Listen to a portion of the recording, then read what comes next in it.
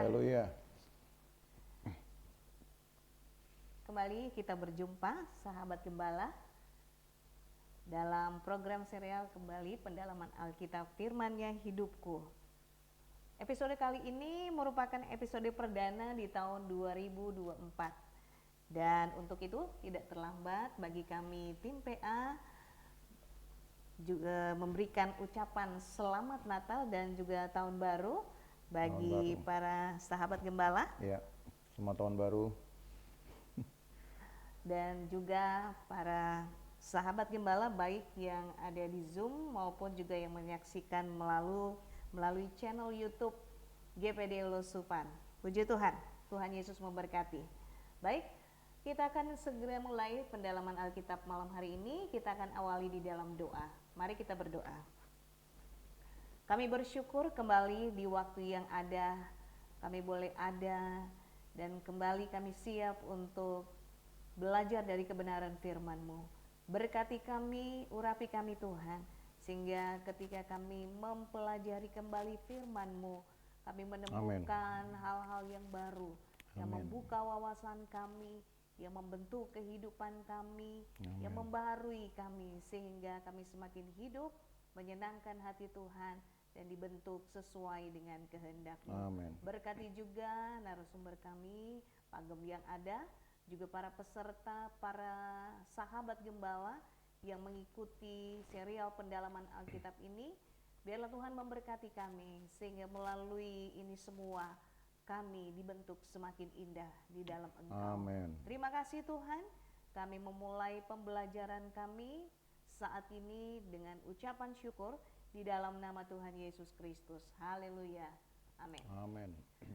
Baik para sahabat gembala, materi kita adalah kelanjutan apa yang sudah kita kemudian terima dalam episode-episode yang lalu di tahun 2023 dan masih pembahasan sekitar eskatologi. Kali ini temanya tentang hubungan antara salib dan eskatologi, kematian Kristus dan kebangkitan kita. Ya, ini memang tema yang cukup menarik ya. Kalau kemudian kita perhatikan ya, Pak Gem, karena ini sangat berhubungan dengan salib dan tentu salib ini adalah hal yang tidak asing bagi orang percaya. Menjadi lambang tetapi juga memiliki arti, dan itu yang akan kita bahas saat ini. Kematian Kristus dihubungkan dengan kebangkitannya dan tentu kita akan lihat dalam perspektif eskatologi. Pak Gem sudah hadir di tengah-tengah kita, Bapak Pendeta Haniel van de Krok. Selamat malam, saudara. Ya, baik, dengan kehadiran beliau kita akan dibawa untuk bisa memahami tentang arti salib yang sesungguhnya, tentu di dalam perspektif eskatologi, sehingga pemahaman kita, pemahaman yang benar dan tidak rancu tentang eskatologi, karena kita percaya bahwa orang benar hidup oleh firman. Amin. Amin. Kita akan masuk dalam segmen yang pertama, dan saat ini kita akan berpetualang menjelajahi Alkitab bersama Pak Gem di channel Gembala. Baik, kita akan masuk di pertanyaan yang pertama ya, pembahasan kita. Pak Gem, kalau kemudian kita sama-sama pahami salib itu bagi orang Kristen adalah pengorbanan Kristus di atas kayu salib. Tetapi adakah makna yang mendalam tentang salib ini, Pak Gem, agar lebih dipahami dalam kekristenan dari sudut pandang eskatologi? Baik, selamat malam sahabat gembala. Senang menjumpai kembali sahabat gembala di dalam pendalaman Alkitab Firman-Nya Hidupku ini. Dan sebagaimana tadi sudah disebutkan, kita akan membahas eskatologi dengan melihat hubungan antara salib itu dengan pekerjaan-pekerjaan Allah melalui salib ya. Dan tentu yang menjadi fokus kita adalah kematian dan kebangkitan yang dirintis oleh Yesus di dalam kematian Yesus, dan juga kebangkitannya yang membuka jalan kemudian kepada pengalaman-pengalaman spiritual yang luar biasa.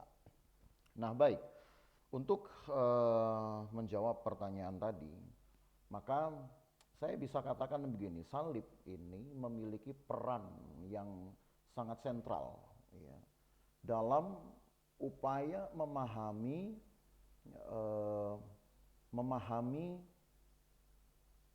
peristiwa-peristiwa akhir zaman. Karena di dalam Alkitab paling tidak ada 6 poin sebenarnya yang bisa kita lihat untuk dapat memberi satu gambaran yang utuh tentang hubungan ini. Bahwa ternyata eskatologi juga mengikut sertakan atau mencakup di dalamnya juga adalah salib. Karena ini memang runtutan atau rentetan dari pekerjaan Allah yang jauh lebih tua atau prasalib bisa saya katakan begitu. Nah, dari 6 poin itu mungkin bisa kita bagi dalam dua kelompok lah ya, dalam 2 kategori. Yang pertama kalau kita berbicara tentang pekerjaan Allah itu sendiri yang berorientasi kepada penebusan terhadap dosa, ya, penyelesaian dosa, pembebasan manusia dari dosa supaya manusia memperoleh kembali hubungan dengan Allah. Nah, maka yang harus kita lihat pertama, saudara, bahwa kematian Kristus di salib itu betul-betul diyakini sebagai sarana utama pembebasan dari dosa dan kematian. Jadi tidak ada cara lain memang yang sebutlah atau cara alternatif yang memungkinkan adanya pembebasan dari dosa dan kematian yang mengancam manusia. Karena manusia sudah jatuh ke dalam dosa dan upah dosa adalah maut. Itu kan merupakan satu tema yang cukup sentral di dalam Alkitab yang saya yakin sahabat gembala sudah mengenal itu. Ya. Bahkan sejak dari kitab Kejadian pun sudah dituliskan di sana ketika Tuhan melarang atau lebih tepatnya menasehati Adam untuk tidak mencoba atau bermain-main dengan buah yang dilarang oleh Tuhan. Maka ada konsekuensi dari pelanggaran itu, yaitu pada hari engkau memakannya engkau akan mati. Jadi memang dosa dan kematian itu sudah merupakan satu bagian gitulah ya, yang mengancam manusia dan mungkin pada akhirnya hanya tinggal menunggu waktu saja sesuai dengan kehendak Tuhan sendiri tentu ya, akan terjadi pada manusia. Tetapi kehendak Allah juga ya, dari Allah yang sama yang memang berkehendak untuk tidak membiarkan makhluk ciptaannya mati dengan konyol, mati dengan perbuatan dosa yang memang seringkali banyak dilakukan dengan konyol. Maka saliblah yang kemudian menjadi sarana utamanya. Gitu. Nah kalau kita lihat di dalam Efesus pasal 1, mari kita melihat Efesus 1 ayat 7 sampai ayat 14. Dalam ayat ini kita akan lihat bahwa kematian Kristus itu tidak hanya menyediakan pembebasan, tetapi juga membuka jalan bagi pembebasan seutuhnya. Nah ini penting untuk sahabat gembala ketahui perbedaannya ya. Pembebasan sepenuhnya dari semua konsekuensi dosa di akhir zaman nanti. Nah Efesus 1 ayat 7 sampai 14 saya baca begini. Sebab di dalam Dia dan oleh darahnya kita beroleh penebusan, yaitu pengampunan dosa menurut kekayaan kasih karunia-Nya yang dilimpahkannya kepada kita dalam segala hikmat dan pengertian. Sebab Ia telah menyatakan rahasia kehendak-Nya kepada kita sesuai dengan rencana kerelaannya, yaitu rencana kerelaan yang dari semula telah ditetapkannya di dalam Kristus. Sebagai persiapan kegenapan waktu untuk mempersatukan di dalam Kristus sebagai kepala segala sesuatu, baik yang di sorga maupun yang di bumi. Aku katakan di dalam Kristus karena di dalam Dialah kami mendapat bagian yang dijanjikan. Kami yang dari semula ditentukan untuk menerima bagian itu sesuai dengan maksud Allah, yang di dalam segala sesuatu bekerja menurut keputusan kehendak-Nya. Supaya kami yang sebelumnya telah menaruh harapan pada Kristus boleh menjadi pujian bagi kemuliaan-Nya. Di dalam Dia kamu juga, karena kamu telah mendengar firman kebenaran, yaitu Injil keselamatanmu, di dalam Dia kamu juga ketika kamu percaya dimeteraikan dengan Roh Kudus yang dijanjikannya itu. Dan Roh Kudus itu adalah jaminan bagian kita sampai kita memperoleh seluruhnya. Apa itu?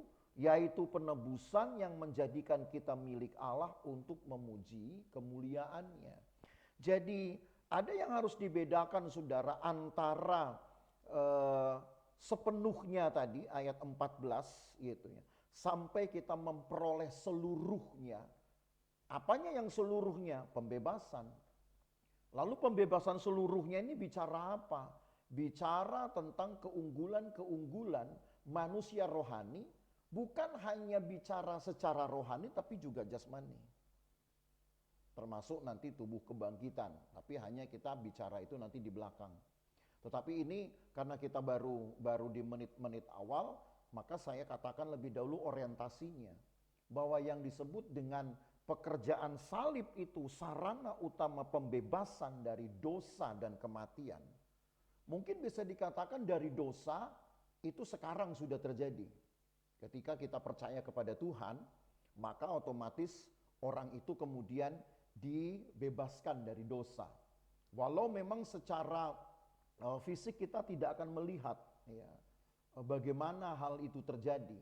Tetapi di dalam tentu secara rohani Allah sudah mengerjakannya itu karena kita toh hanya percaya saja.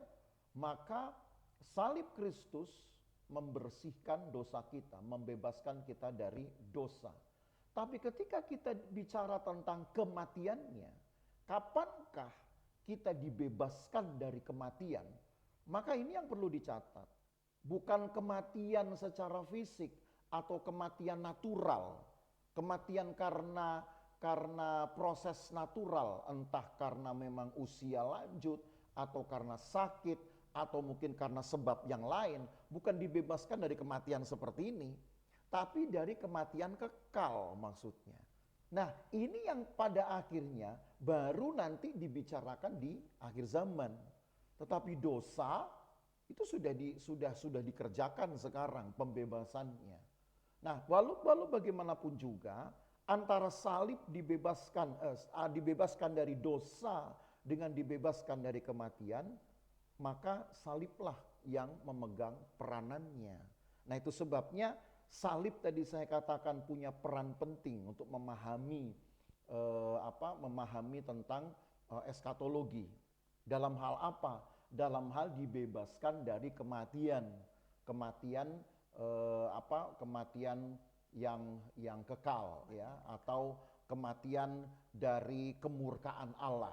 Nah, itu yang pertama kita lihat. Yang kedua, bahwa pekerjaan salib ini juga dengan sendirinya akan menyatakan kemenangan atas kematian itu sendiri. Nah, ini kita bisa bicara dua aspek, mati secara lahiriah, secara jasad ini, atau mati rohani. Keadaan di mana kita seperti kehilangan pengharapan, kehilangan damai. Nah, kemenangan atas kematian ini berlaku untuk dua aspek ini. Dan mungkin yang paling terasa tentu adalah kematian rohani ya. Karena dosa kan bisa membuat hubungan kita dengan Tuhan itu terasa jauh sekali. Seolah kita seperti kehilangan ketenangan dan kehilangan kedamaian. Seolah ketakutan kita untuk kehidupan sesudah kematian ini seperti yang kita bahas 9 tahun lalu ya. Kalau sahabat gembala masih ingat tentang kehidupan sesudah kematian, itu terasa seperti tidak pasti begitu. Nah, justru momen dari kemenangan atas kematian inilah yang ditegaskan melalui pekerjaan salib. Nah, mari kita lihat Roma pasal 15 sekarang. Roma pasal 15 ayat 14 sampai ayat 15. Kalau kita lihat ayat-ayat ini, Saudara, Roma 15 ayat 14 dan 15 saya baca begini. Saudara-saudaraku, aku sendiri memang yakin tentang kamu bahwa kamu juga telah penuh dengan kebaikan dan dengan segala pengetahuan dan sanggup untuk saling menasehati. Namun, karena kasih karunia yang telah dianugerahkan Allah kepadaku, aku di sini dengan agak berani.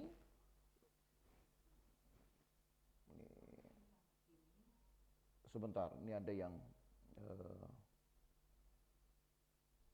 nah, ada yang ketukar ini mungkin ayatnya ya. Roma 15 ayat 14.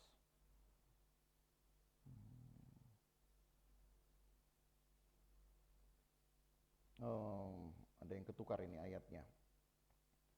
Ya, tetapi di dalam yang saya ingin tegaskan melalui ayat ini bahwa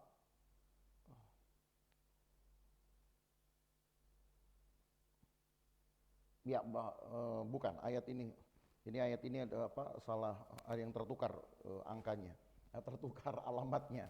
Tetapi yang saya mau tegaskan begini, bahwa Paulus berkata bahwa karena kematian kematian Yesus itu sendiri, ya, maka itu telah membuka jalan kepada orang-orang percaya ya, sebagai satu momen kemenangan, karena tidak ada kuasa yang dapat mengalahkan Yesus. Ketika Yesus mati, maut itu dikalahkan, maka dengan sendirinya, karena tidak ada lagi kekuatan yang lebih kuat daripada maut itu sendiri, maka itu sudah merupakan satu jaminan dari kemenangan. Nah, itu sebenarnya yang ingin saya bacakan itu ya, tapi karena alamatnya salah ini, salah tulis ini ya. Lalu yang ketiga, nah dengan yang ketiga, dengan sendirinya sahabat gembala, ketika pembebasan itu sudah dijamin ya, diberikan, lalu kemudian momen kemenangan itu kemudian juga menjadi semacam konfirmasi gitu ya terhadap karya salib itu sendiri. Maka dengan sendirinya, ini poin ketiga yang ingin saya tegaskan, hubungan dengan Allah itu dengan sendirinya menjadi dipulihkan, dimungkinkan. Walaupun mungkin untuk sekarang kita tidak akan bisa melihat hubungan itu harus terwujud misalkan dengan muka ketemu muka begitu ya. Karena memang itu belum. Karena ini ada beberapa peristiwa-peristiwa yang real baru nanti akan digenapi di akhir zaman ya. Di momen dari kedatangan Tuhan itu yang akan belum kita bicarakan ya sahabat gembala. Kita akan bicarakan itu nanti pada episode-episode yang akan datang. Tetapi paling tidak hubungan itu dipulihkan adalah ketika kita mendapatkan jalan masuk gitu. Untuk bertemu dengan Tuhan gitu. Untuk dapat merasakan hadirat Tuhan, menikmati bahkan kuasa Tuhan itu sendiri, menikmati hadirat Tuhan. Nah, itu yang dimungkinkan. Sehingga kalau sahabat gembala coba untuk memeriksa ke dalam masing-masing ya, ke dalam diri kita sendiri, tentu kita akan punya cerita dan punya kesaksian-kesaksian seperti itu. Bagaimana kita mendapatkan tuntunan Tuhan dalam doa, kita seperti betul-betul dapat berjumpa dengan Tuhan, bersentuhan dengan Tuhan, walaupun secara fisik memang itu tidak terjadi ya. Tetapi dengan iman ya, melalui pekerjaan iman juga secara rohani itu sudah terjadi. Nah, itu sebabnya ada satu ayat berkata begini di dalam Kisah Rasul pasal 3. Mari kita lihat Kisah Rasul pasal 3. Segala sesuatu harus dipulihkan memang ya. Dan titik kulminasi dari pemulihan itu memang akan terjadi pada akhir zaman.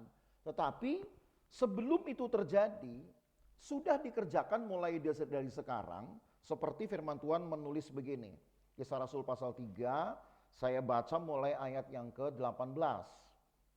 Tetapi dengan jalan demikian Allah telah menggenapi apa yang telah difirmankannya dahulu dengan perantaraan nabi-nabinya, yaitu bahwa Mesias yang diutusnya harus menderita. Karena itu sadarlah dan bertobatlah supaya dosamu dihapuskan. Nah itu tadi ya, ketika dosa sudah dihapuskan kan itu terjadi sekarang gitu. Kemudian 20, agar Tuhan mendatangkan waktu kelegaan dan mengutus Yesus yang dari semula ditentukan bagimu sebagai Kristus. Waktu kelegaan, apa yang disebut dengan waktu kelegaan? Karena ketika dosa sudah dihapuskan, maka ancaman kematian, ancaman maut otomatis juga sudah dieliminasi gitu, sudah dihapuskan.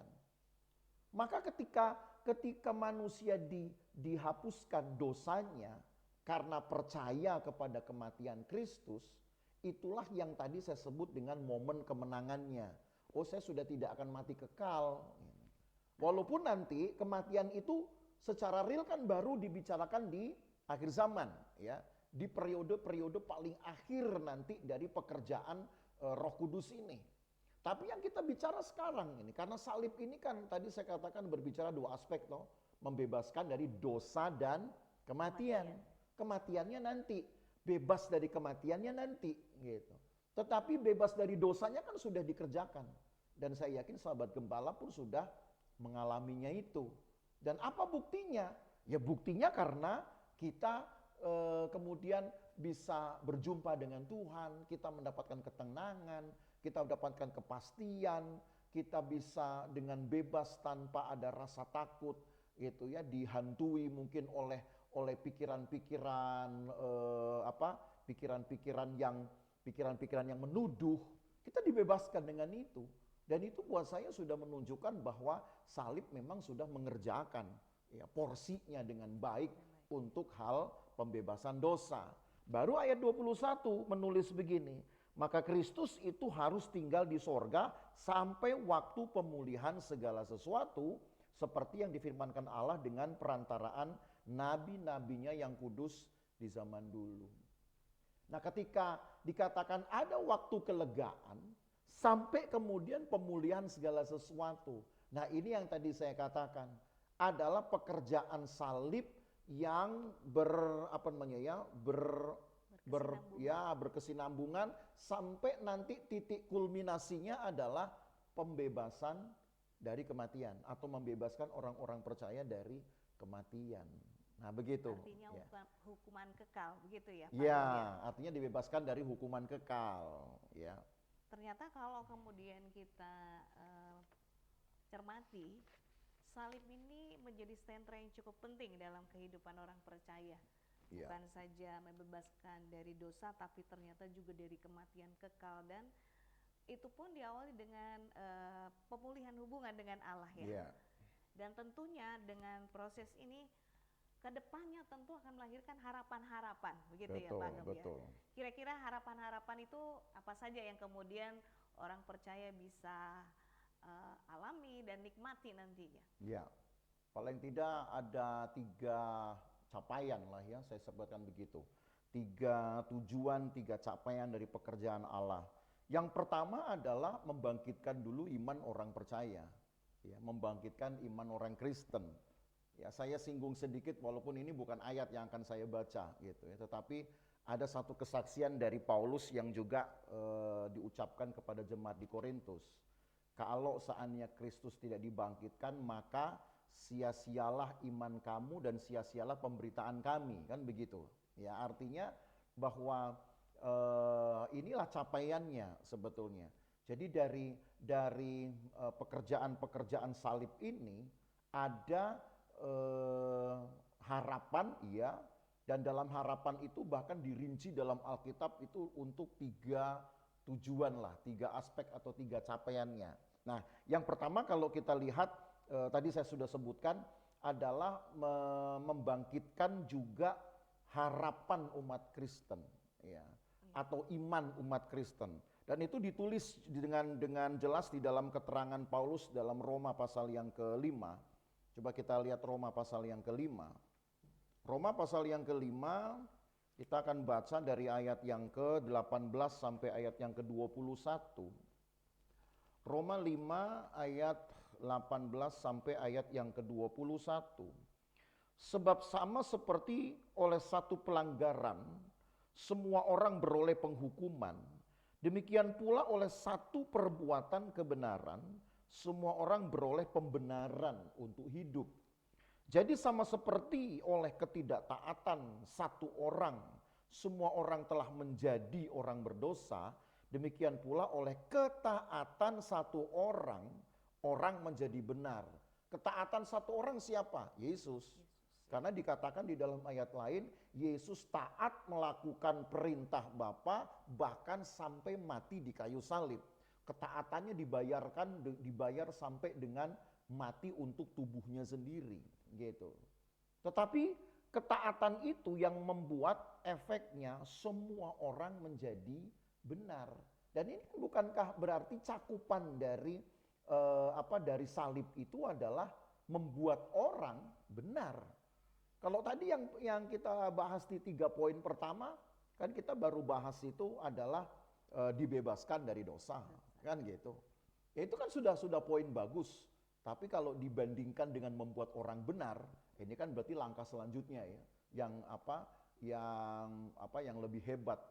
Lalu yang kedua, setelah dibebaskan dari dosa, kemudian diproklamirkanlah kemenangan, dan itu sudah konfirmasi. Oh ya, saya sudah betul-betul bebas gitu. Lalu yang ketiga apa? Dipulihkan hubungannya dengan Tuhan. Nah, kalau dipulihkan berarti kan sudah dapat diterima. Nah, yang keempat ini, kalau kita sebut ini jadi yang keempat, dibuat menjadi benar, itu kan status. Gitu. Jadi artinya pekerjaan salib ini betul-betul sampai kepada tujuannya, gitu. Harapan Allah juga, dan harapan dari orang percaya juga, apa dibuat menjadi benar. Lalu yang kedua, nah ini kan dalam konteks harapan tadi ya. Betul. Yang kedua adalah supaya alam semesta ini pun juga turut dipulihkan. Mungkin saudara pikir, loh kok alam semesta ikut-ikutan? Loh karena ada ayatnya. Coba kita lihatlah Ibrani pasal 1. Ya, Ibrani pasal 1. Mari kita lihat 4 ayat pertama di dalam Ibrani pasal 1. Justru di dalam ayat-ayat ini kita akan melihat bahwa pekerjaan Allah ini melalui salib tentunya mengerjakan banyak hal gitu. Saya baca dari ayat 1 ya, ke Ibrani 1 dari ayat 1, setelah zaman dahulu Allah berulang kali dalam pelbagai cara berbicara kepada nenek moyang kita dengan perantara nabi-nabi. Maka pada zaman akhir ini, ia telah berbicara kepada kita dengan perantaran anaknya yang telah ia tetapkan sebagai yang berhak menerima segala yang ada. Oleh dia, Allah telah menjadikan alam semesta. Ia adalah cahaya kemuliaan Allah dan gambar wujud Allah dan menopang segala yang ada dengan firman-Nya yang penuh kekuasaan. Dan setelah ia selesai mengadakan penyucian dosa, ia duduk di sebelah kanan yang maha besar di tempat yang tinggi. Jauh lebih tinggi daripada malaikat-malaikat, sama seperti nama yang dikaruniakan kepadanya jauh lebih indah daripada mereka. Jadi saudara lihat ini semua tataran ini ya. Maka ditulis pertama dengan kata alam semesta. Itu dipulihkan. Ada malaikat di sana. Ya, kemudian juga ada manusia sudah pasti. Lalu kita bicara kalau begitu, loh apakah salib itu ngurusin sampai yang bukan manusia? Efek dari pekerjaannya sebenarnya. Memang salib itu untuk membebaskan dosa, untuk memproklamirkan kemenangan atas kematian, untuk memulihkan hubungan orang percaya dengan Tuhan, untuk membuat status benar. Nah, itu saya ulangi lagi ya supaya sahabat gembala dapat begitu dan ingat gitu poin-poinnya. Tetapi pekerjaan selanjutnya nanti pada tema-tema khusus tentang kedatangan Tuhan, bukankah juga Alkitab berkata Allah akan memulihkan juga alam semesta? Bumi akan dibaharui dulu sebelum nanti akan masuk kerajaan damai. Nah itu ya. kerajaan damai kita belum bahas ya sahabat gembala, masih ada episode-episode selanjutnya. Tetapi rentetan peristiwa ini menunjukkan bahwa tujuan atau capaian harapan dari pekerjaan salib termasuk juga pada alam semesta gitu. Karena alam semesta pun akan turut dipulihkan gitu ya. Nah, dan yang ketiga adalah tujuan dari pekerjaan Allah secara menyeluruh, sebutlah begitu. Secara global ini saya katakan. Nah, untuk memahaminya kita baca dulu lah Kolose 1 ayat yang ke-20. Ada tujuan Allah secara menyeluruh, saudaranya. Dan mungkin saudara bingung ini, karena ini cakupannya dari awal sekali. Kalau kita harus mengikuti ini mulai dari kisah-kisah, tadi sebenarnya di kitab Ibrani kan sudah dikatakan itu, sejak dari zaman dulu, nabi-nabi Allah. Tetapi rupanya pekerjaan Allah itu cakupannya lebih jauh, lebih tua, lebih purbakala dari zaman nabi-nabi. Nah di Kolose 1 ayat 20 tertulis begini.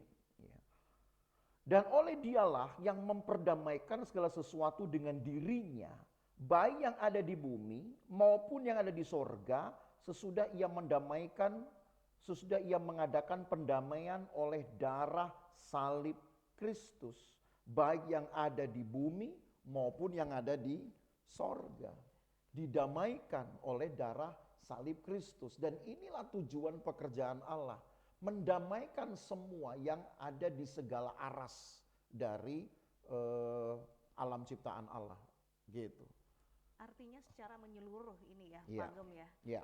Cukup menakjubkan ternyata karya Allah bukan hanya pada manusia, tetapi ternyata juga pada seluruh ciptaannya dan alam semesta ini. Kalau kita renungkan betapa Allah begitu ajaib dan betapa Allah begitu merencanakan hal yang luar biasa, lebih dari yang kita pikirkan sebagai orang yang percaya. Nah itu tadi pemahaman tentang salib secara umum dalam perspektif eskatologi ya Pak. Kalau kemudian kita masuk lagi ini lebih spesifik nih, karena kita ini kan warga GPDI. Tentu kita ingin memahami lebih dalam khusus dalam perspektif GPDI. Menurut Pak Gem sendiri gitu ya, nilai salib ini dalam perspektif GPDI, artinya kematian dan kebangkitan Yesus bagi orang percaya itu seperti apa, sehingga itu mudah untuk dipahami dan pengaplikasiannya tentu akan membantu orang percaya atau jemaat Tuhan untuk melakukannya dalam sehari-hari. Betul.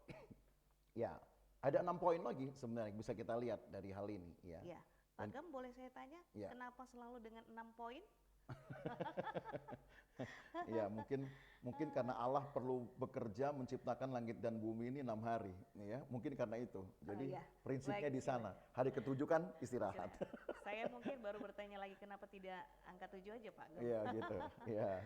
Itu Baik, hanya filosofi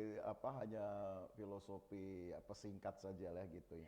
Baik, kita bisa lihat, dapatkan nanti sebenarnya ada 6 poin juga ya. Saya juga sebenarnya heran juga kenapa harus 6 poin ya. Ya ketemunya 6 poin lah begitu. Mungkin ya karena itu ada filosofi bahwa Allah juga bekerja itu 6 hari gitu. Baik di dalam minggu penciptaan itu, kalau saudara lihat di peta zaman ya, ada 6 hari Allah menciptakan langit dan bumi gitu. Dan juga ada 6 hari dalam minggu penebusan Allah mulai mengerjakan untuk pemberesan dosa ini kan. Sampai nanti dosa akan diakhiri itu ya. Kita akan melihat itu nanti akan jauh ke depan ya sahabat gembala. Dengan gambar-gambar yang sebenarnya pada episode-episode lalu banyak sahabat gembala sudah menyaksikan ya gambar-gambar itu. Yang menunjukkan ada periodisasi pekerjaan Allah gitu. Nah, kita bisa bagi sebenarnya di dalam 2 kelompok lagi ini, 6 poin ini. Yaitu pekerjaan, ya ini perlu saya garis bawahi dulu. Kalau disebut dengan perspektif Pantekosta atau perspektif GPDI, maka hal yang harus digariskan itu bahwa orang-orang Pantekosta percaya ada selalu pekerjaan Roh Kudus di sana, ya. Ada selalu bagian atau kelengkapan ilahi dengan Roh Kudusnya yang akan mengambil peran di sana. Nah itu sebabnya 266 poin ini saya bagi dalam dua kategori. Itu adalah pekerjaan Roh Kudus ke dalam dan ada pekerjaan Roh Kudus keluar. Begitu. Yang ke dalam apa saja? Yang ke dalam ada 3 hal. Pertama adalah penebusan dan pengampunan dosa. Gitu. Tadi saya sudah singgung itu sebenarnya, bahwa yang di poin pertama, bahwa salib itu kemudian membebaskan manusia dari dosa. Tapi kan tadi saya katakan, kita tidak bisa melihat itu secara kasat mata, prosesnya terjadi seperti apa gitu. Karena itu adalah pekerjaan Allah. Nah, di dalam bagian inilah paling tidak kita bisa membayangkan, Saudara, bagaimana proses itu terjadi gitu. Ketika Roh Kudus kemudian yang mengerjakan, atau lebih tepatnya membawa kesadaran akan penebusan ini kepada para pengikut Kristus. Jadi itu pekerjaan Roh. Apalagi kemarin kita bicara dalam perspektif GPDI ya. Tidak bisa dikesampingkan ini aspek Roh Kudus ini. Jadi kalau tadi saya hanya katakan secara kasat mata kita tidak bisa lihat proses mana Allah membebaskan manusia dari dosa. Pokoknya kita hanya tinggal tahu terima. Nah, di bagian inilah Saudara saya akan jelaskan gitu. Bahwa yang disebut dengan pekerjaan rohani itu yang tidak kasat mata, itu adalah pekerjaan Roh Kudus yang membawa kesadaran itu. Nah, bagaimana itu mekanismenya? Mari kita lihat Yohanes pasal 16. Yohanes pasal 16 ayat 7 dan 8. Mungkin dengan ayat-ayat ini sahabat gembala bisa lebih memahami ya, pekerjaan Roh Kudus ini yang saya sebut membawa kesadaran itu, kesadaran untuk penebusan ini, keperluan penebusan ini kepada orang-orang percaya. Yohanes pasal 16 ayat yang ke-7 dan ayat yang ke-8. Saya baca begini. Namun benar yang kukatakan ini kepadamu adalah lebih berguna bagi kamu jika aku pergi. Sebab jikalau aku tidak pergi, penghibur itu tidak akan datang kepadamu. Tapi jikalau aku pergi, aku akan mengutus dia kepadamu. Nah, perhatikan ayat 8. Kalau ia datang, ia akan menginsafkan dunia akan dosa, kebenaran, dan penghakiman. Roh Kudus datang, pekerjaan pertama yang ditulis di ayat yang ke-8, menginsafkan dunia akan dosa.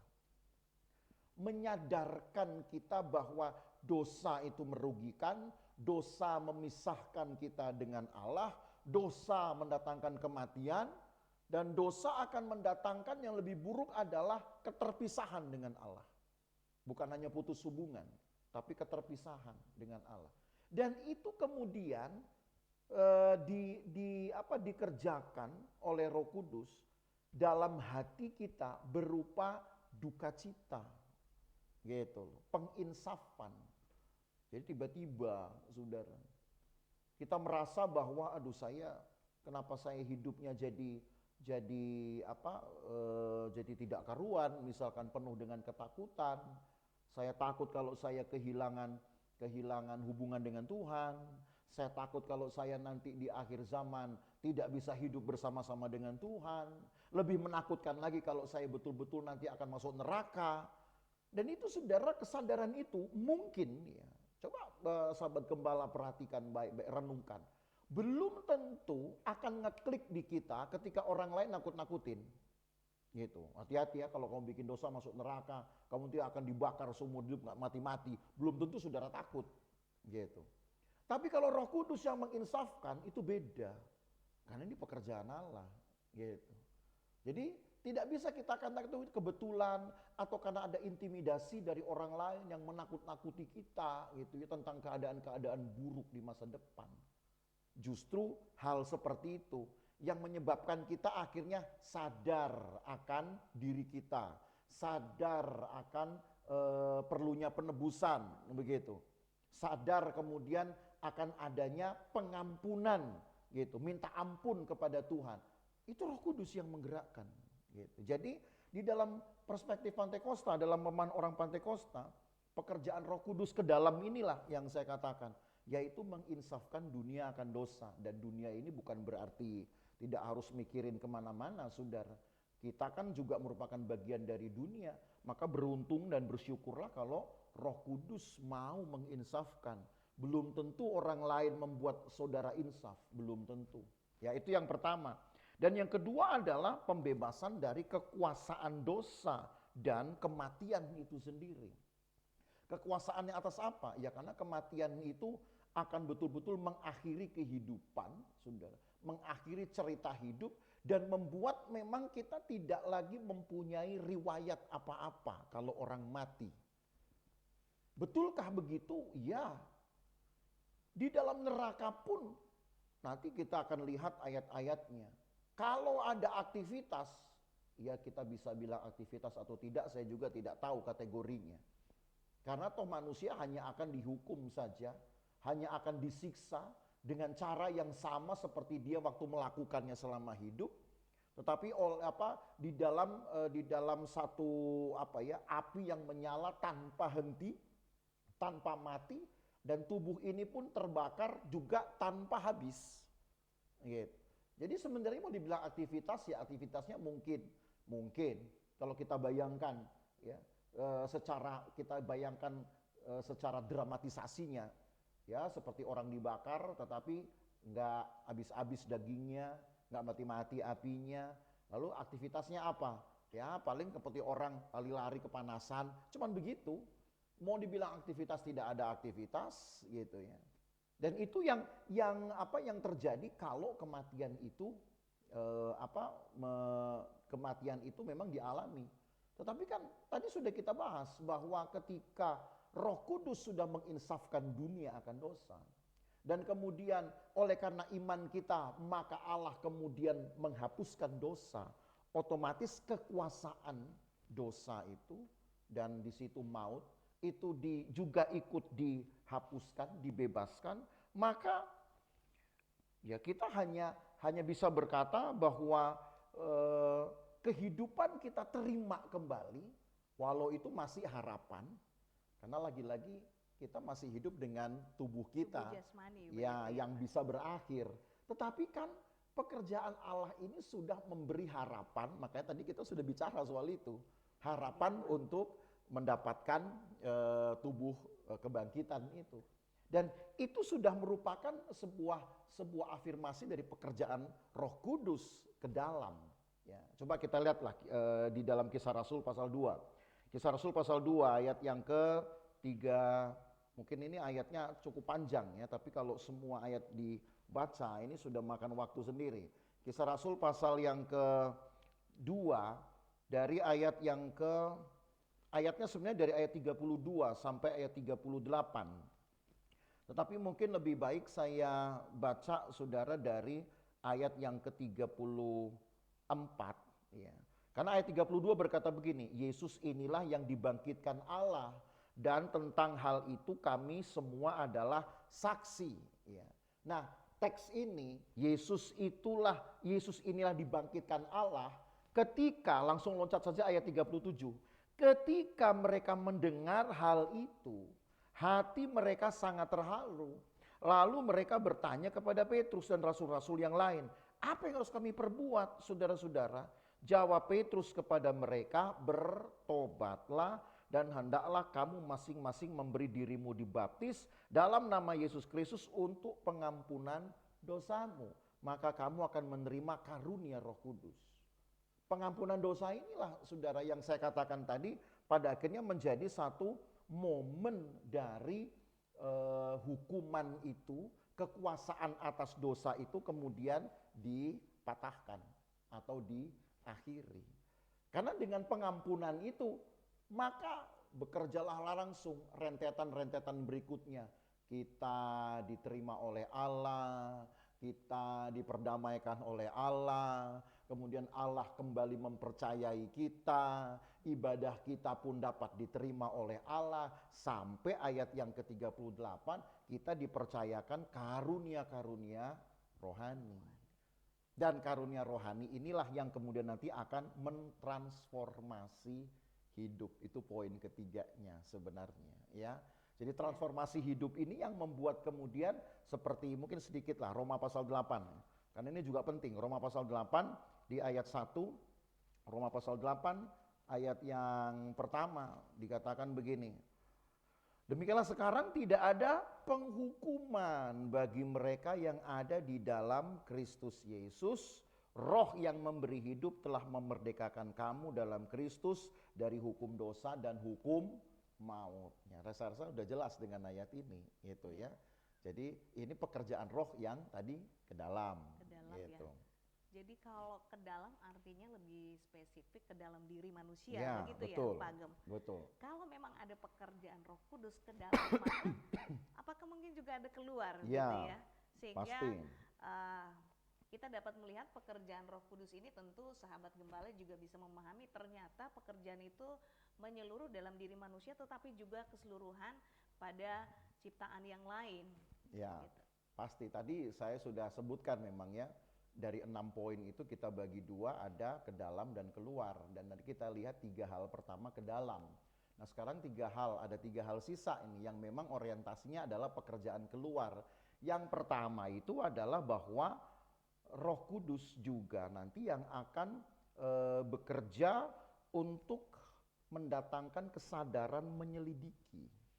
Ya, lebih jauh tentang nilai-nilai rohani dari pekerjaan salib ini sendiri, gitu. Kalau yang saya katakan kepada saudara ini boleh dikatakan merupakan sebuah informasi yang umum. Mungkin sahabat gembala pun sudah pernah mendengar ya, ada semacam statement atau pernyataan yang sama, yang mirip dengan yang tadi sudah saya ucapkan dalam menit-menit yang lalu. Ya. Tetapi kadangkala ada satu hikmat-hikmat khusus gitu yang hanya dimiliki secara sendiri gitu ya, berbeda secara unik itu. Satu dengan yang lain mungkin tidak sama, dan itu semua ternyata didorong oleh Roh Kudus. Sebutlah tadi saya katakan ketika tadi kita baca Kisah Rasul pasal 2 ayat 38. Itu kan dikatakan bahwa Allah pekerjaan dari kebangkitan dari Kristus ini juga dengan sendirinya akan mempercayakan orang beriman dengan karunia rohani, kan begitu? Ya, betul. Nah karunia-karunia rohani inilah nanti akan menambahkan pemahaman-pemahaman unik ini sehingga akan muncul nanti satu satu kepastian tentang status seseorang, yaitu berkenan kepada Allah. Nah, ini yang penting. Karena kita tidak punya indikator untuk berkenan kepada Allah seperti apa. Berkenan kepada orang, kita bisa lihat raut mukanya. Oh iya, orang ini senyum, berarti dia senang nih sama saya. Orang ini mau bareng sama saya, berarti dia senang sama saya. Paling tidak kita bisa temukan indikator itu. Tapi kalau kemudian kita berkata berkenan kepada Allah, indikatornya akan susah. Betul, karena gitu. Tidak terlihat begitu. Nah, itulah. Jadi pada akhirnya bagaimana kita bisa melihat konfirmasi itu? Roh Kuduslah yang nanti akan memberikan itu melalui karunia-karunia rohani. Sehingga kita jadi tahu. Ini bukan masalah sok-sok merasa loh ya. Berbeda atau ini. Atau mungkin orang akan merasa lebih rohani dari yang lain, begitu maksud Pak Gem? Ya itu kalau sok-sok merasa. Kalau ya, itu yang jadi sok-sok merasa sebenarnya ya. Ya biarkan, kalaupun itu memang terjadi, biarkan orang lain yang akan memberi kesaksian. Ya, artinya pihak ketiga yang akan memberi kesaksian. Maka itu akan lebih afirmatif sifatnya, lebih meyakinkan gitu. Tapi kalau seandainya hanya orang kedua, siapa tahu orang kedua itu temennya, siapa tahu orang kedua itu suaminya atau istrinya, ya orang yang masih berpihak pada kita. Apalagi kalau kita orang pertama, berarti kan sok-sok aja itu, hanya pengakuan sepihak. Tapi kalau orang ketiga artinya adalah pihak yang memang di luar kita, dunia lah sebutlah begitu ya. Lalu mereka bersaksi, oh ya ini orang ini begini loh, orang ini memang kata-kata yang mendatangkan berkat. Nah itu indikator yang lebih pasti buat saya. Ya, jadi itu sudah menunjukkan pekerjaan keluar namanya. Lalu yang kedua, pekerjaan keluar ya proses dari ini ya, otomatis keberanian untuk bersaksi dong. Gitu. Ya kan? Karena dengan adanya pemahaman bahwa oh hidup saya sudah berkenan kepada Tuhan, toh orang lain sudah mengakuinya itu. Dan bukankah itu akan menunjukkan kita sudah bersaksi? Maka muncullah kesaksian dari pihak ketiga, dari pihak luar untuk kita, dan kita akan semakin percaya diri, semakin diteguhkan bahwa kesaksian kita harus lebih agresif, sebutlah begitu. Harus lebih banyak. Gitu. Harus lebih militan begitu Lebih ya. militan. Pak Gem. Jadi, Makanya saudara Sobat Gembala akan ingat mengapa ada Kisah Rasul 1 ayat 8. Gitu loh. Kalau Roh Kudus memenuhi kita, maka kamu akan menjadi saksi sampai di tempat-tempat yang lebih jauh lagi. Nah, ini buat saya sudah pihak ketiga yang mungkin sudah paling jauh dari kita. Tapi itu merupakan sebuah afirmasi atau bisa katakan indikasi-indikasinya yang bisa kita pegang bahwa Roh Kudus pun bekerja keluar begitu. Dan yang terakhir adalah pemuliaan terhadap Kristus dengan sendirinya. Mengapa? Ya karena ketika kita bersaksi, ketika muncul kesaksian gitu ya, cerita hidup dari orang lain, maka tentu kan Tuhan akan ikut dimuliakan di sana. Ya, diteguhkan pekerjaannya. Coba itu kita perlu baca ya dalam Roma pasal 12 ayat 1 dan 2. Dan ini penting sekali supaya karena ini memang perspektif yang dipegang oleh orang-orang Pantekosta. Roma 12 ayat 1, karena itu saudara-saudara demi kemurahan Allah, aku menasihatkan kamu supaya kamu mempersembahkan tubuhmu sebagai persembahan yang hidup, yang kudus dan yang berkenan kepada Allah. Itu adalah ibadahmu yang sejati. Ayat 2, jangan kamu jadi serupa dengan dunia ini tapi berubah oleh pembaharuan budimu sehingga kamu dapat membedakan mana kehendak Allah, apa yang baik, yang berkenan pada Allah dan yang sempurna. Jadi dari pekerjaan salib muncul tadi pembebasan terhadap dosa, kemudian muncul kembali hubungan kepada Allah dipulihkan, status sebagai orang benar diberikan, kemudian dilengkapi dengan karunia rohani, bisa bersaksi, dan akhirnya kita bahkan bisa mempengaruhi dunia dengan pikiran-pikiran kita yang sudah dibaharui. Nah, itulah paling tidak kan kita lihat bahwa ini perspektif dari salib, perspektif Pantekosta tentang hubungan salib dan eskatologi. Gitu. Ternyata kalau kemudian sahabat gembala juga memperhatikan penjelasan Pak Gem cukup menarik. Karena pekerjaan Roh Kudus itu bukan saja mengerjakan pekerjaannya ke dalam diri kita, tapi juga keluar. Jadi include utuh ya sahabat gembala.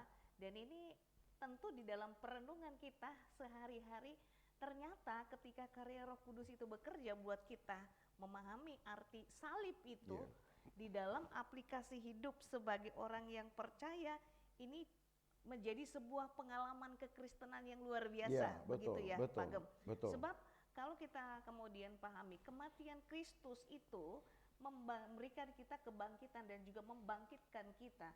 Nah ini kalau kemudian kita pahami di dalam aplikasi hidup atau penerapan hidup kita lah sehari-hari, tentu sahabat gembala bertanya, kira-kira hal-hal ini dapat muncul di dalam perilaku hidup seperti apa, Pak Gem? Ya, kalau dikatakan perilaku hidup tentu adalah perilaku yang menggerakkan atau mempengaruhi orang lain untuk dapat melakukan, paling tidak mengalami dulu hal yang sama dengan kita, gitu ya. Lalu pada akhirnya nanti akan melakukan hal yang sama seperti kita.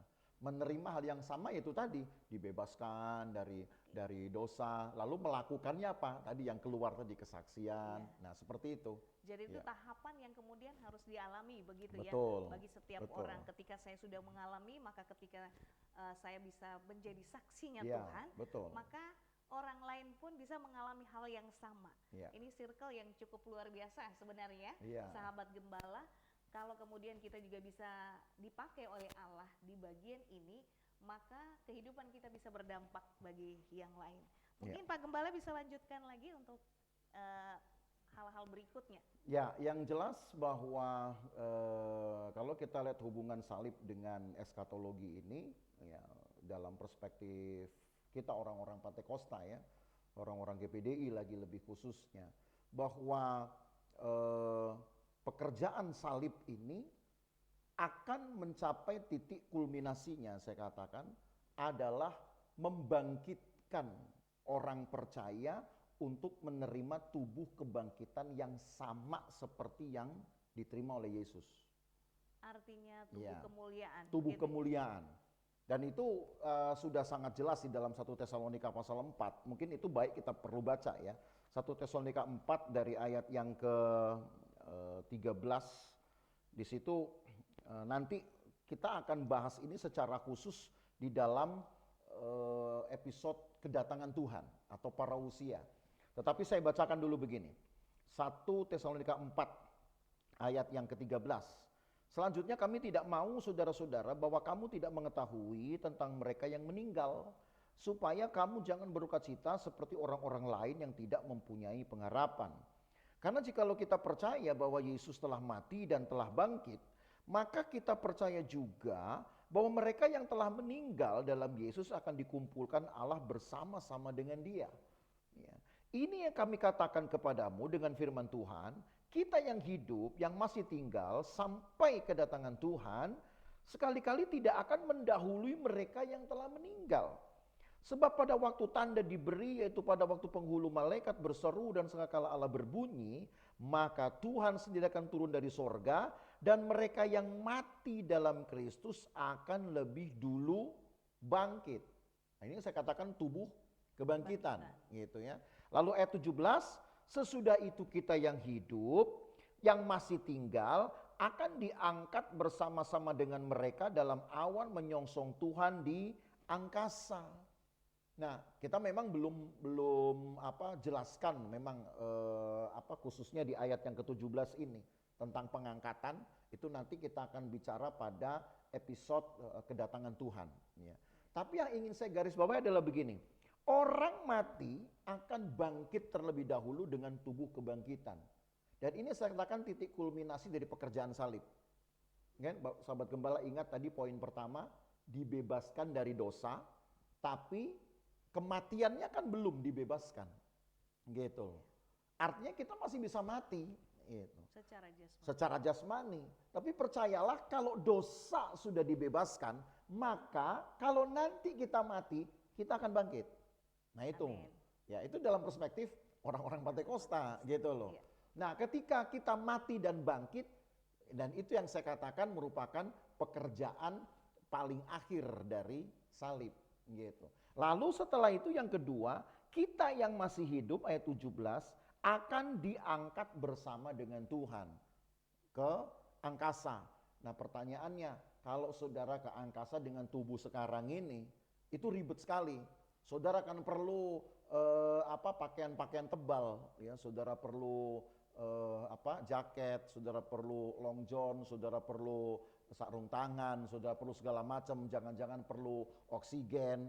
Kadang-kadang kalau sudah sampai ke ketinggian 7.000 meter, itu sudah harus perlu oksigen bahkan. Ya.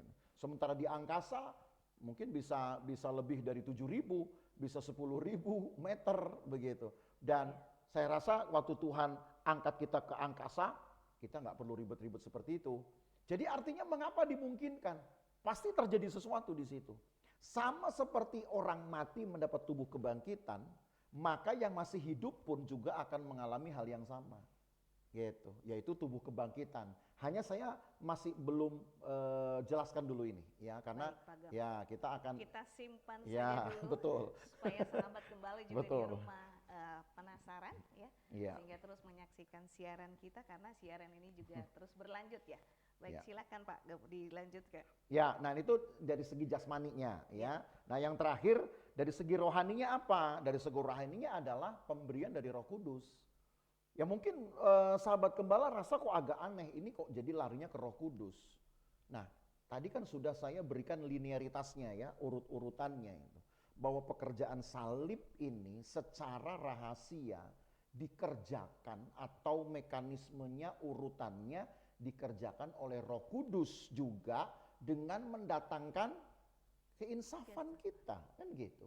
Lalu kita yang insaf mengaku dosa, lalu Tuhan kemudian pulihkan hubungan dan menerima karunia rohani, itu kan juga pekerjaan Roh Kudus. Jadi otomatis hal paling yang boleh dikatakan yang dikerjakan menjadi bagian yang tidak tidak boleh dipisahkan adalah bahwa orang-orang percaya yang kemudian sudah menerima pekerjaan salib harus juga memastikan dirinya untuk menerima pekerjaan Roh Kudus. Nanti ya mungkin ini juga harus saya simpan. Mengapa? Karena nanti pada periode episode kedatangan Tuhan, saya akan bicara bahwa peran dari Roh Kuduslah yang akan membuat gereja sempurna dan layak masuk di dalam pengangkatan tadi. Gitu. Ya, yang tadi di 1 Tesalonika tadi kan kita akan diangkat ke angkasa. Nah, dengan cara apa itu? Apakah harus dengan kipas angin gitu ya, atau dengan mesin jet Rolls Royce yang biasa dipakai di pesawat terbang? Kan tidak. Dengan apa itu? Dengan Roh Kudus. Nah, tapi saya belum mau bicara itu gitu karena memang kita belum ke sana. Hanya paling tidak dari episode ini, dari kebenaran hari ini yang sahabat gembala tahu bahwa pekerjaan salib itu paling sedikit dua hal terjadi. Mengerjakan secara jasmani itu adalah tubuh kebangkitan, dan mengerjakan secara rohani adalah pemberian Roh Kudus. Jadi memang kalau akhirnya ya disusun ibarat sebuah puzzle, eskatologi memang tidak akan bisa dipisahkan dari salib dan dari Roh Kudus. Karena ini kan pekerjaan Allah. Gitu loh. Ya, dan itu yang bisa saya bisa paparkan, saya bisa jelaskan untuk episode ini. Baik, terima kasih untuk penjelasan Pak Gem.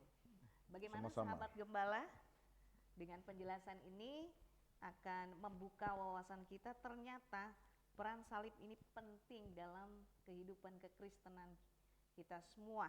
Karena melalui kebangkitan, melalui kematian dan kebangkitan Kristus, kita semua orang percaya, sahabat gembala mengalami keselamatan, seperti tadi yang sudah dijelaskan, mengalami pembebasan, transformasi hidup gitu ya. Lalu pekerjaan Roh Kudus itu juga punya peranan yang penting, sehingga itu membangkitkan semangat kita untuk terus mengalami Roh Kudus di sepanjang kehidupan kekristenan kita. Nah, ini yang cukup menarik ya, Pak Gem. Jadi ini menjadi landasan atau fondasi kekristenan. Dalam kehidupan kekristenan itu yaitu salib Kristus. Ya, betul. Mungkin ada statement yang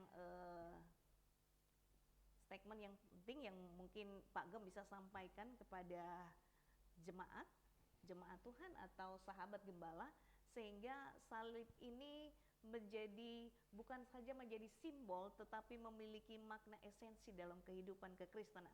Ya, seperti Yesus pernah berkata, pikulah salib gitu ya, dalam perjalanan iman kita kepada Tuhan. Jangan sungkan atau jangan terbebani ketika memang kita diharuskan untuk memikul salib. Nah, masalahnya ini salib seperti apa yang mesti kita pikul gitu ya. Yang jelas bukan salib Yesus. Sebab kalau salib Yesus kita pikul, mungkin saya rasa tidak akan ada yang mampu memikulnya. Karena di dalam sejarah pun ketika dibawa kepada Yesus itu butuh paling sedikit 3 orang untuk mengangkatnya. Dan Yesus sendiri pun ketika mengangkat itu, ya saya percaya juga kuasa Tuhan juga ikut membantunya ya, menguatkannya. Tapi di dalam keadaan yang sudah semakin berat menuju ke Golgota pun, Tuhan izinkan ada Simon orang Kirene ya, yang juga turut mengangkat salib Yesus. Jadi memang salib ini berat sekali. Itu sebabnya saya katakan bukan salib Yesus juga yang harus kita pikul, tetapi salib itu adalah penderitaan. Nah, kalau sahabat gembala ingat pada episode-episode lalu ketika kita bicara juga tentang pentingnya kita harus menerima ya, memahami dan menerima penderitaan, itu kan ada ya poin itu kalau sahabat gembala ingat. Jadi penderitaan itu bukan sebagai satu satu kesialan sebenarnya, atau sebutlah satu nasib buruk, bukan. Justru penderitaanlah yang akan membersihkan nanti hidup kita itu sendiri dari rasa sok rohani gitu ya, sebutlah dari rasa kita sudah merasa cukup, sudah merasa rohani, justru itu akan dibersihkan dari kerohanian yang sejati gitu. Jadi Artinya kerendahan hati begitu, Pak Gem? ya, betul. Itu. Jadi memang penderitaan ini pada akhirnya akan membunuhlah virus-virus dari apa namanya ya, virus-virus dari arogansi manusia. Makanya Yesus bilang pikulah salib gitu. Baik. Tetapi bahwa memikul salib itu tetap ujung-ujungnya jatuhnya ringan. Karena Alkitab juga berkata bebanku pun ringan. Ya, karena bersama Yesus. Ya, karena kalau kita bilang berat, ya dasarnya hati ini memang berat, yang ringan pun bisa jadi berat, gitu loh. Kita mengangkat sesuatu yang ringan kalau kita penuh dengan omelan hati, pasti jadi berat. Tapi kalau beban berat kita angkat dengan senang hati, pasti kan akan jadi ringan. Jadi sebenarnya berat ringan ini kan apa ya? Saya katakan matriksnya tuh di kita gitu loh. Ya. Tergantung pribadi Iya, masing-masing. ukurannya tuh di Ya. kita, ukuran matriksnya tuh di kita, gitu. Jadi ya pikul salib lah, Baik, gitu. cukup singkat tetapi mengandung resiko yang berat. Artinya salib dalam kehidupan kekristenan kita itu membawa kita untuk memiliki kerendahan hati. Sehingga dalam perjalanan kehidupan kekristenan ini kita selalu memandang ke atas, ke Allah yang memberikan kita kekuatan dan pribadi Amin. yang sempurna, juga pada sesama kita bahwa kita membutuhkan mereka di dalam lingkaran kehidupan kekristenan kita. Puji Tuhan, terima kasih untuk penjelasan Pak Gem di segmen yang pertama ini. Lalu kita akan masuk di segmen yang kedua, gitu ya Pak Gem. Ini ada pertanyaan yang masuk, tetapi non name ya Pak Gem. Ya, Tadi Pak Gem bicara tentang transformasi hidup. oke. Kira-kira dalam kehidupan seorang yang percaya, seorang yang percaya mengalami transformasi hidup itu sebelumnya prosesnya itu seperti apa dan kira-kira dampaknya apa ketika seseorang tidak mengalaminya?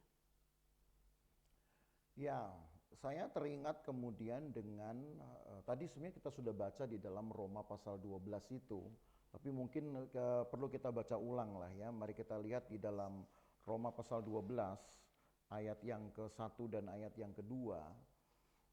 Transformasi itu sebenarnya kan dimulai dari pikiran dulu ya.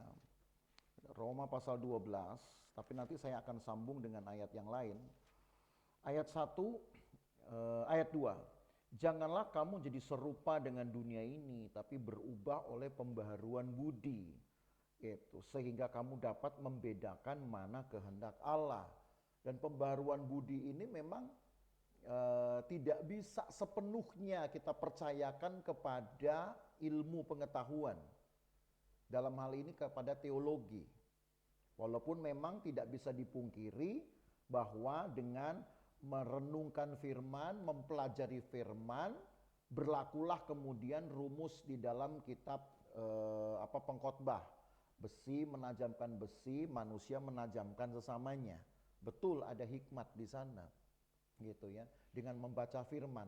Tetapi masalahnya kalau kita kemudian memahami pekerjaan Allah, kalau hanya dari aspek firman yang kemudian kita gali, tetap ujung-ujungnya teori jatuhnya, gitu loh. Dan kita akan terus berargumentasi untuk mencari mana yang paling sempurna. Seolah kita terjebak sendiri di dalam satu rimba tanpa tepi, rimba tanpa batas, karena kita nggak tahu mana yang paling mentok. Yang mentok itu artinya mana yang sudah betul-betul diterima oleh Tuhan, yang sudah sesuai dengan kehendak Tuhan. Karena pasti akan masuk kita kepada keadaan yang ya kita sebut dengan keadaan yang tidak berujung lah, sebutlah begitu. Jadi otomatis pembaharuan budi ini tidak boleh hanya dipercayakan kepada firman Allah saja. Tetapi bahwa Alkitab juga berkata, firman dan roh itu selalu bekerja bersama kan? Dan tidak bisa dikesampingkan. Apalagi untuk orang Pantekosta ini mutlak sekali gitu loh. Nah itu sebabnya tadi saya katakan bahwa pekerjaan dari Roh Kudus ini ya pekerjaan sebutlah dua hal dari hasil hasil dari pekerjaan Allah ini kan adalah Roh Kudus juga akan diberikan gitu loh. Jadi ketika kita sudah mendapatkan keselamatan, maka yang kedua kan kita juga perlu mendapatkan Roh Kudus, ya tujuannya untuk ini. Akan membantu kita nanti untuk dapat mempengaruhi, membarui budi kita. Kita tahu dulu mana yang sesuai dengan kehendak Allah, baru kita akan pancarkan itu kepada dunia. Nah mungkin kalau dikatakan seperti apa prosesnya, nah baru saya akan ke 1 Korintus. Ya, saya ingat ayat ini kesaksian Paulus, tapi penting untuk sahabat gembala ketahui, khususnya yang memang bertanya ini, 1 Korintus pasal yang ke-13. Karena ini ayat ini akan menjadi sebuah paling tidak sebuah gambaran secara fakultatif, secara ilmu pengetahuan, secara teoretis. 1 Korintus pasal yang ke-13 ayat yang ketika aku kanak-kanak aku berpikir seperti kanak-kanak, itu di mana ayatnya ya? 1 Korintus 11 ayat itu berkata, ketika aku kanak-kanak aku berpikir seperti kanak-kanak. Ya,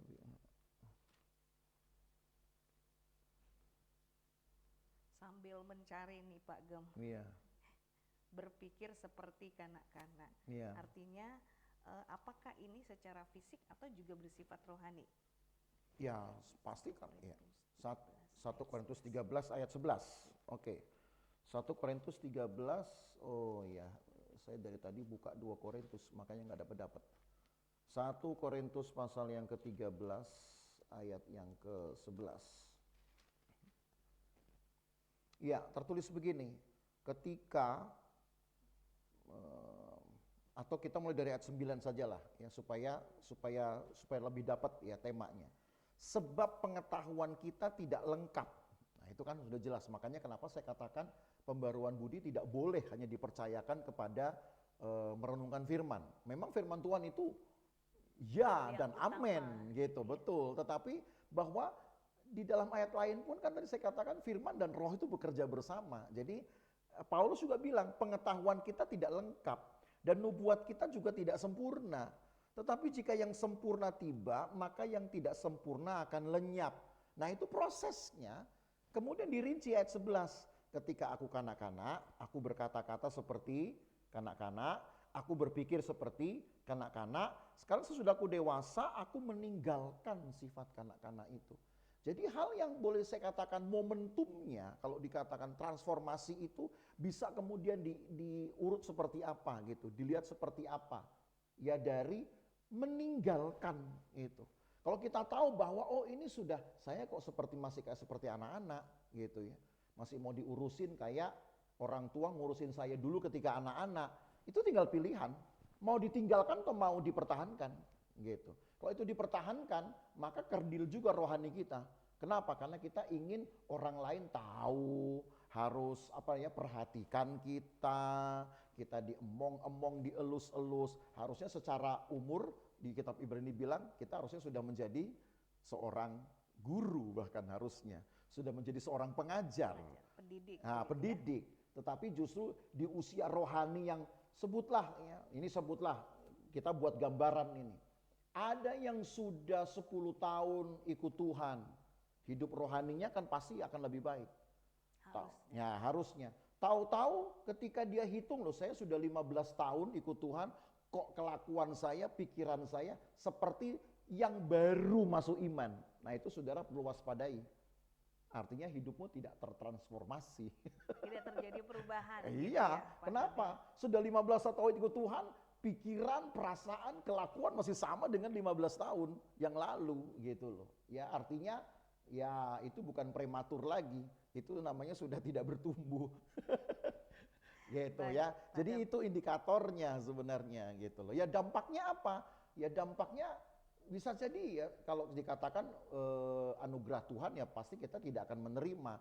Tapi dampak sosialnya adalah kita justru akan menjadi cemoohan oleh dunia, oleh rekan-rekan rohani yang lain. Loh, kamu ini harusnya sudah dewasa kok masih kerdil juga. Nah, itu.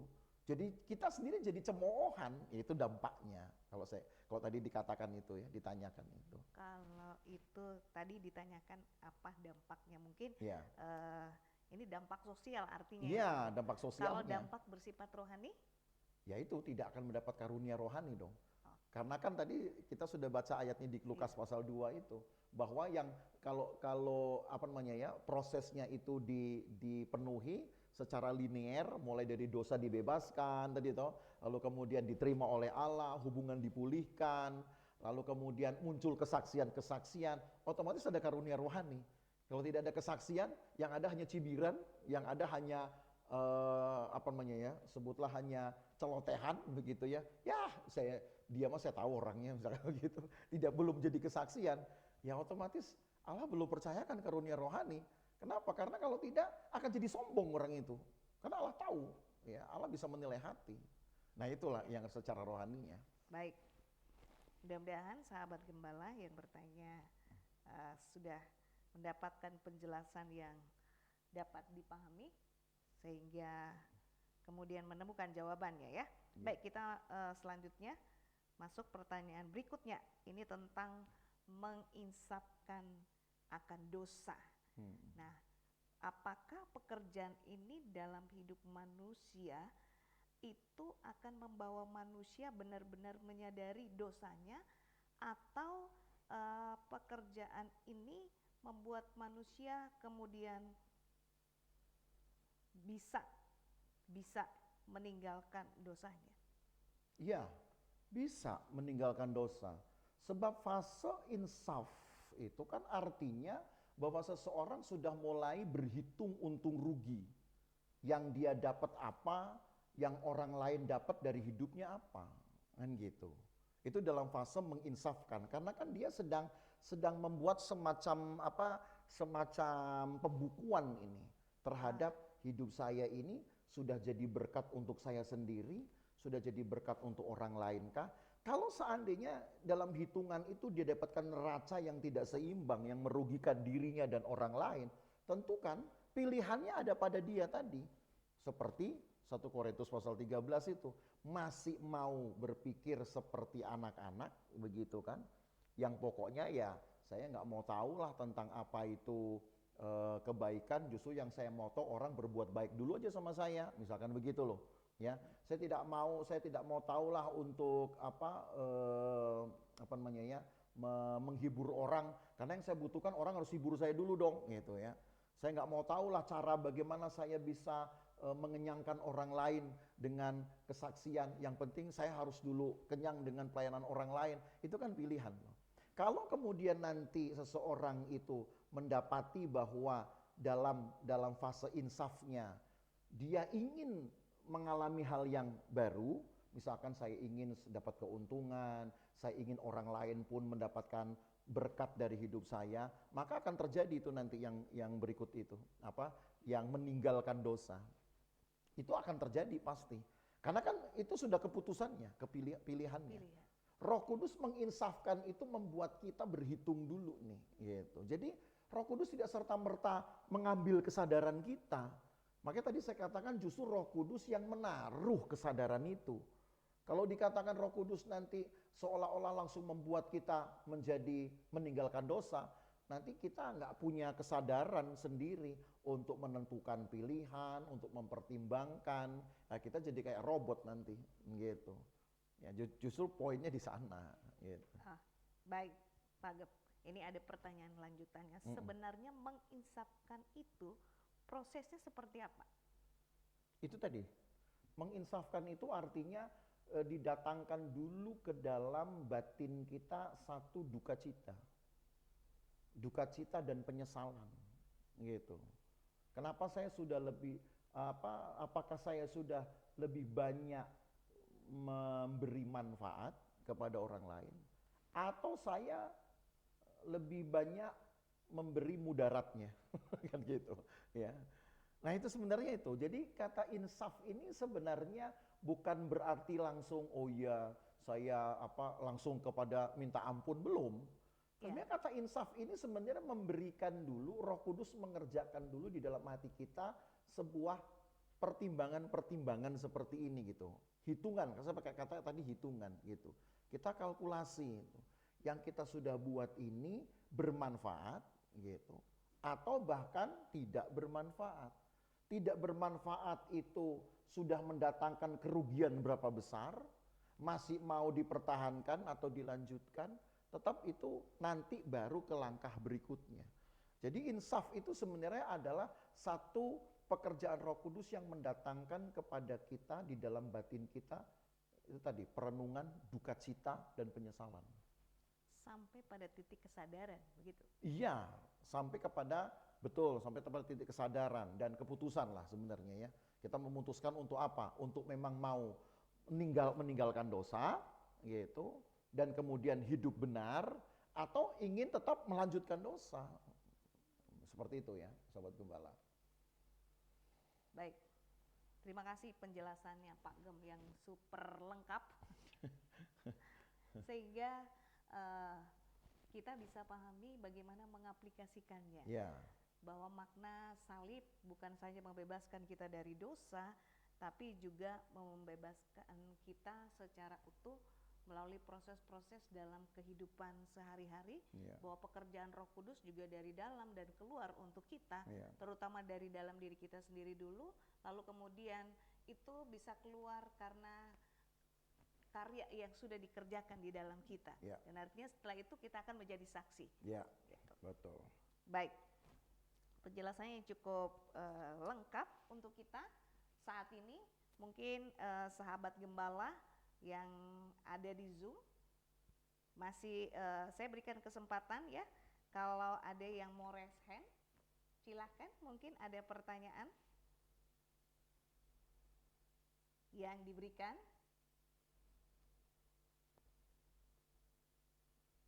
Ada?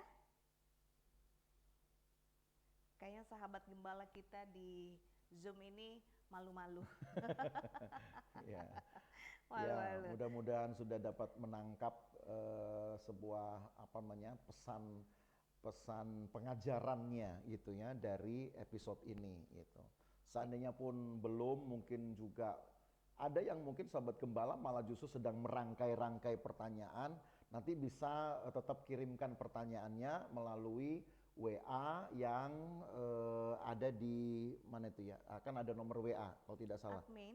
Nomor WA admin ya, nanti bisa di posting ke sana, kami akan tetap menjawab ya. Jadi bisa saja mungkin sahabat gembala ada yang belum merangkai kata dengan benar nih, misalkan begitu. Nanti baru mungkin terangkainya setelah setengah jam acara ini selesai. Tidak apa-apa, tetap lanjutkan saja pertanyaannya, kirimkan ke nomor admin. Nah, kami akan jawab nanti. Ya. Baik, ini kesempatan yang baik yang diberikan oleh Pak Gem untuk sahabat gembala. Mungkin saat ini belum terpikirkan pertanyaannya, tetapi setelah merenungkan lalu belajar kembali dari penjelasan yang sudah ada, kemudian timbul lagi pertanyaan, maka kirimkan saja di nomor admin 081321293143. Nanti Pak Gem bersedia untuk menjawab pertanyaan para sahabat gembala yang ada di Zoom maupun yang juga menyaksikan melalui channel YouTube. Nah, atau bisa juga memasukkan lewat kolom pertanyaan di YouTube. Ya. Chat YouTube. Gitu ya. Ya, bisa juga. Nanti kami tetap akan pantau dan menjawab pertanyaan-pertanyaan dari sahabat gembala. Terima kasih Pak Gem untuk sama-sama penjelasan malam hari ini. Ini akan membuat kehidupan kita memiliki wawasan yang semakin luas tentang arti salib, bukan hanya secara umum tapi lebih spesial secara pribadi dalam hidup kita, sehingga makna kematian dan kebangkitan Yesus itu menjadi sentra dalam hidup kita untuk kita mengalami perubahan. Perubahan ini membuat kita mengalami kerendahan hati, berdampak bagi sesama kita. Dimanapun kita ada, kita terus menjadi berkat dan tetap dengan karya Roh Kudus selalu bekerja di dalam kehidupan kita. Puji Tuhan. Dan ini akan membangkitkan pengharapan kita, sukacita kita, dan selanjutnya pengabdian kita kepada Allah. Amen. Tentu di dalam pelayanan dan pekerjaannya kita akan semakin giat. Puji Tuhan. Terima kasih untuk kebersamaan sahabat gembala, baik yang ada di Zoom maupun yang menyaksikan melalui channel YouTube. Kami tetap mengharapkan kerjasama dan partisipasi kehadirannya. Pada Rabu berikutnya kita akan berjumpa kembali melanjutkan serial kita, tetap dalam eskatologi tetapi dalam topik yang berbeda. Puji Tuhan. Dan Kami juga memberikan kesempatan kepada sahabat gembala yang rindu berpartisipasi untuk memajukan pelayanan program serial pendalaman PA ini dengan menyalurkan berkat melalui rekening Bank DKI di nomor 10823159539 atas nama GPDI Losuvan. Sekali lagi, melalui rekening Bank DKI 10823159539 atas nama GPDI Losuvan. Tuhan Yesus memberkati kita semua. Kita akhiri pendalaman Alkitab kita malam hari ini. Silahkan Pak Gem bisa tutup kita di dalam doa. Baik, mari kita berdoa Sobat Gembala. Terima kasih Tuhan untuk malam yang baik kami dapat menyelesaikan episode tentang hubungan antara salib itu dengan kematian dan kebangkitan Kristus sebagai bukti kenyataan dari pekerjaan Allah yang memiliki jangkauan sampai kepada akhir zaman. Kami percaya bahwa pekerjaan Allah ini adalah pekerjaan yang tidak separuh-separuh, tapi pekerjaan yang sudah dirancang begitu rupa, bahkan jauh sebelum kami ada, dari masa yang sangat purbakala, dan jangkauannya pun masih ada di depan kami, masih menjadi masa depan bagi kami. Ini bukti keagungan Tuhan. Terima kasih kami punya Tuhan, terima kasih kami dapat berkenalan, beribadah bersama dengan Tuhan, berkenalan dengan Engkau lewat firman Tuhan. Terima kasih banyak Tuhan Yesus. Tidak banyak mungkin orang mendapatkan kesempatan ini, tapi kami bersyukur kami mendapat kesempatan ini, bahkan belajar lebih banyak melalui program pendalaman Alkitab Firman-Nya Hidupku di GPD Losuvan ini. Berkati para sahabat gembala, berkati mereka di dalam pekerjaan dan aktivitas mereka yang lainnya. Terima kasih banyak Tuhan, sehat-sehatkan kami supaya kami dapat berkumpul bersama untuk menyimak kembali pelajaran ini pada episode-episode selanjutnya. Kami berdoa memohon berkat Tuhan ada atas kami, berkat dari Allah Bapa, kasih sayang dalam persekutuan dengan anaknya Yesus Kristus dan penyertaan Roh Kudus memelihara kita dari hari ini sampai selama-lamanya. Dan kami menerima berkat ini dalam nama Tuhan Yesus Kristus. Amin. Amin. Puji Tuhan. Selamat malam, sampai jumpa di Rabu depan. Tuhan Yesus memberkati.